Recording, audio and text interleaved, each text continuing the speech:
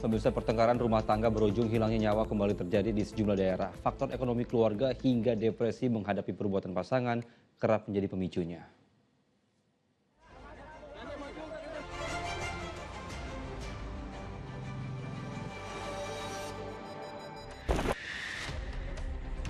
Seorang wanita di Lombok Timur, Nusa Tenggara Barat tewas di tangan suaminya.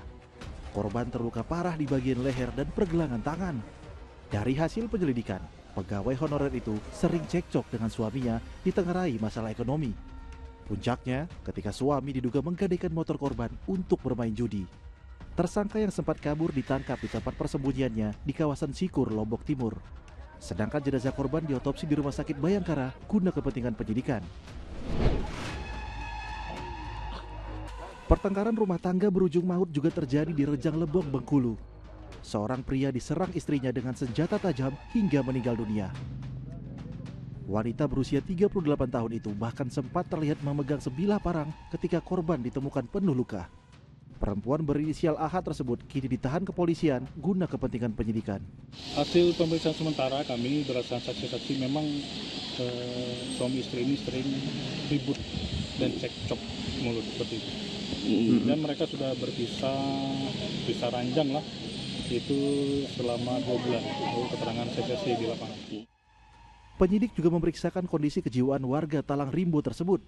Bila terbukti sehat, ia terancam hukuman 15 tahun penjara. Ya, sejumlah kasus kekerasan dalam rumah tangga berujung maut tak lepas dari sebuah pertengkaran antara suami istri yang dipicu beberapa faktor. Seperti gangguan kejiwaan hingga komunikasi yang buruk. Terlebih bila adanya perbedaan latar belakang dan akumulasi kekesalan yang tak bisa dikontrol.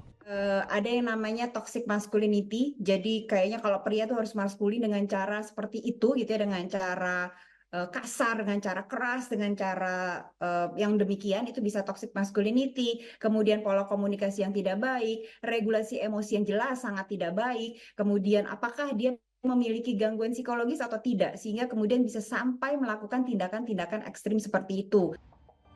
Pertengkaran rumah tangga kerap ditutupi karena dianggap aib. Bahkan lingkungan seolah diam karena enggan terlibat konflik. Padahal lingkungan punya tanggung jawab sosial untuk mengantisipasi. Selain itu, kekerasan dalam rumah tangga bisa dicegah lebih awal.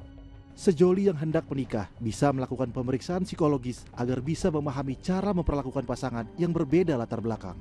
Rasanya sudah saatnya sebelum menikah itu kita ada premarital check up juga untuk kondisi psikologis. Ini yang sedang para psikolog juga gaung-gaungkan nih gitu ya, bahwa karena sekarang gini salah kaprahnya adalah kesana menikah karena aku suka, kamu suka, kita cinta, asumsinya cinta itu cukup, jadi mari menikah. Tanpa paham bahwa mungkin karakterku beda, karakter kamu beda gitu kan, sehingga ini bagaimana nih untuk menyesuaikannya. Patut diingat bila suatu pertengkaran sudah mengarah kepada tindak kekerasan. Jangan ragu, segera laporkan masalah ke pengurus lingkungan hingga aparat setempat. Tim Liputan melaporkan.